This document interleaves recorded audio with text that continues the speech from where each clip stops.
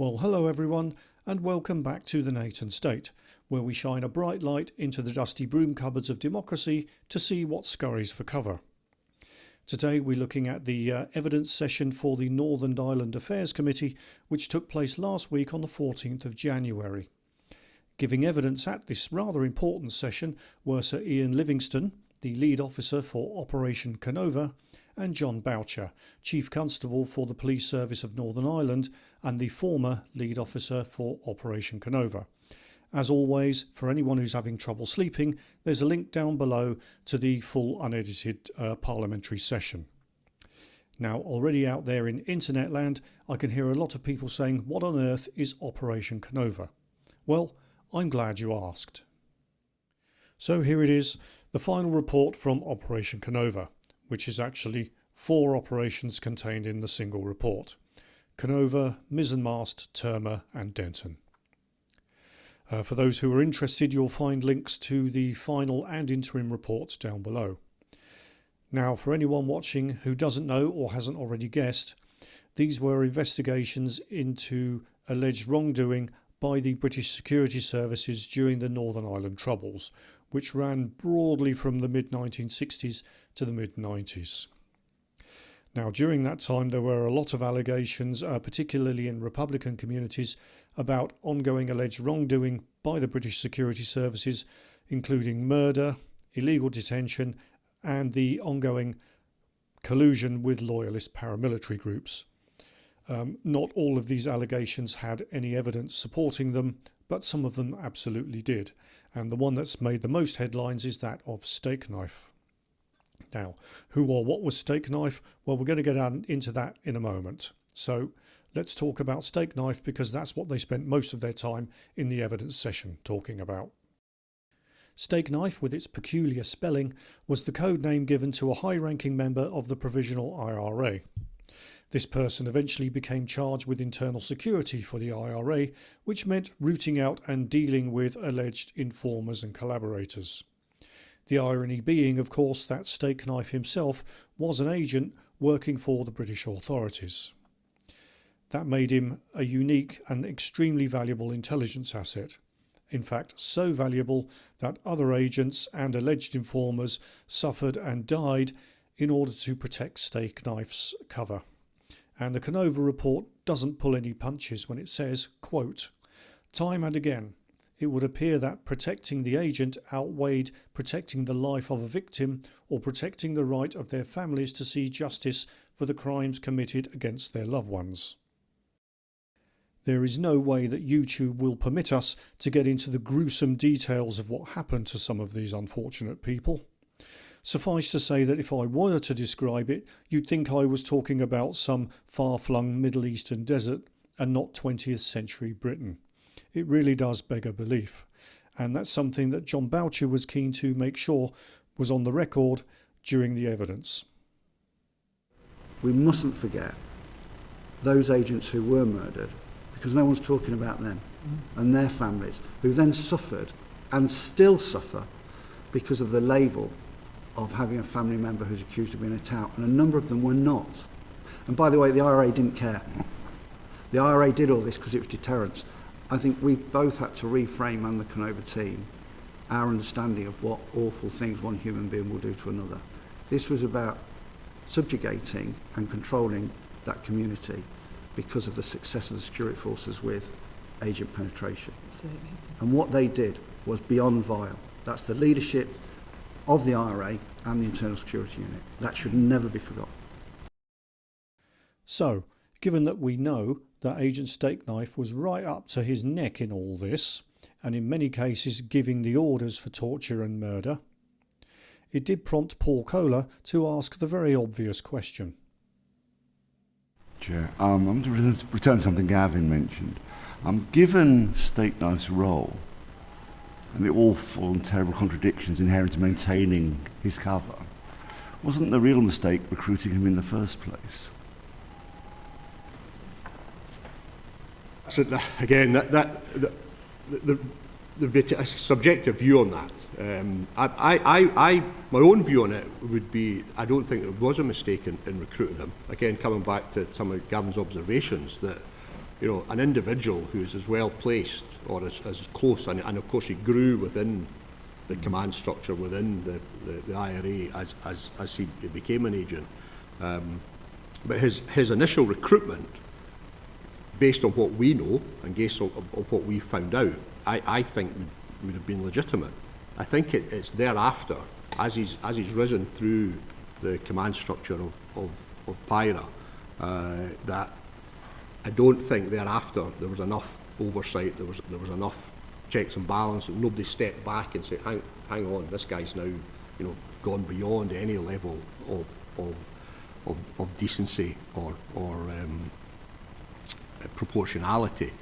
But I would struggle to say that his initial recruitment was wrong. I think I could understand why he was recruited, and you're coming back to how difficult it was, that environment, and intelligence was the lifeblood. So his initial recruitment, I think, was probably legitimate and understandable. I think it's what happened thereafter, but I mean, John may have a view as well. No, I think I accept that. I think that because of the times, the security forces were desperate to get information to try to protect society. And the longer somebody is as we now call CHIS, covert human intelligence source, the more likely it is that they are going to progress within an organisation, and that's what happened. But in fairness to those members of security forces who are managing Stakeknife, and I've alluded to this, they weren't having the guidance and the oversight and they were asking for it that they needed. So, and I've used this terminology in the interim report, they were operating off the books because they were just trying to keep society safe. Now, one thing we have to remember is that it's very easy to sit here in the comfort of 2026 and pass judgment on people making hugely difficult moral decisions decades ago with nothing like approaching perfect information. Does that justify it? No. But then, would anything justify it? I sincerely doubt it. But we have to remember, one thing that is absolutely certain is that Stakeknife was completely unscrupulous. He clearly had no problem with torture or murder, and as we've already heard, the IRA didn't seem to particularly concern itself if the evidence against someone was strong or not. As a result of this, we have to be a little bit careful about our endless push for transparency, as it can sometimes have unwanted consequences, as people in Northern Ireland are still apt to point out today.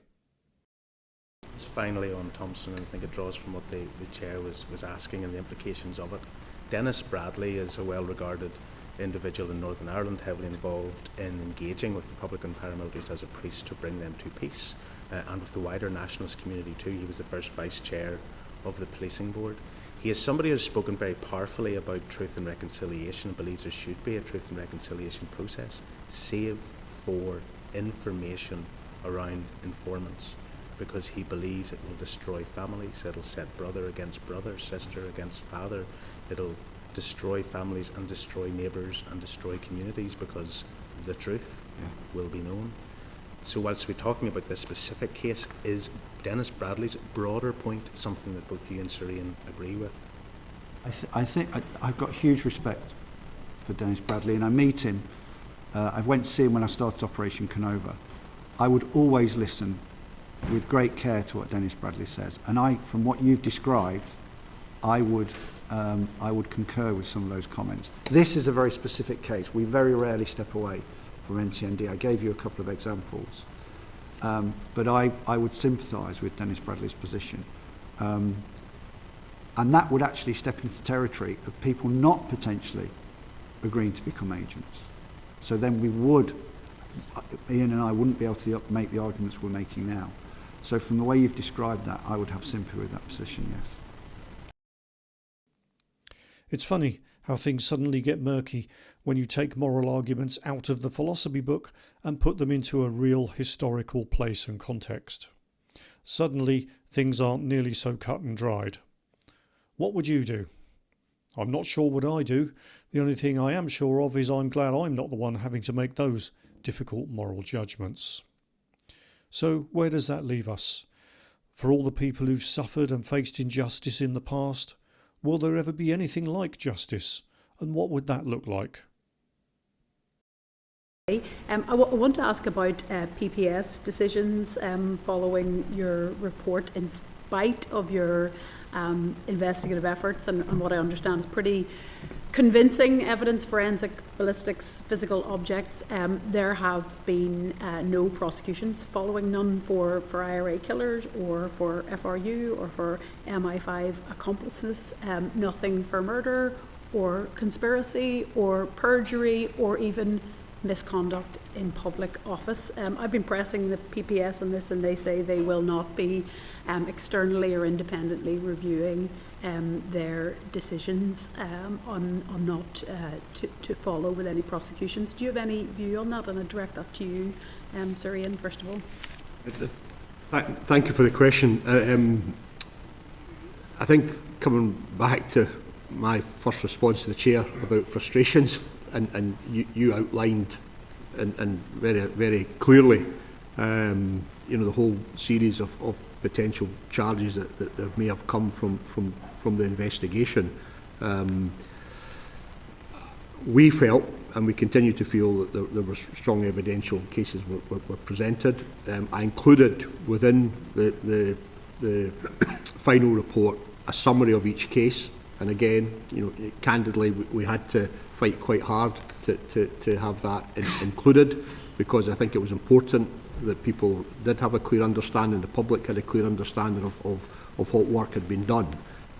But to balance that, and in recognition of some of the issues that the DPP and his team raised, we did include a number of things round about evidential challenges that you will see within that, and how what we consider to be an evidential threshold in terms of a prosecution, an ability to take that into court and establish that, that there might be a number of different tests that would have to be applied in that regard. So there we have it. The culmination of all those millions of words, millions of pieces of evidence, and countless thousands of man-hours expended, the CPS will not revisit any of its previous charging decisions. Is this a decision made in the public good? Well, you could argue the case, but then you could argue the case for justice and reconciliation as well. I don't know the answer, and I'm not sure anyone who's not directly involved could really be clear about it. After all of this, the only thing we can be sure of is that Stakeknife remains alive and well, and is apparently living very comfortably somewhere in the north of England, while the families affected by his decisions and actions continue to suffer and search for answers every day. So I guess that leaves us with one final difficult real-world moral question. Is truth without justice something that's even worth having? I don't know the answer to that, and I think you'd have to ask the families and communities involved what they think of it. And I'm sure they'll give their answers in their own time. For now, this is Charles Nathan signing off from the Nathan State, and hopefully we'll have something a little more upbeat to look into next time. For now, thank you all for watching, and I'll see you again soon. Bye bye for now.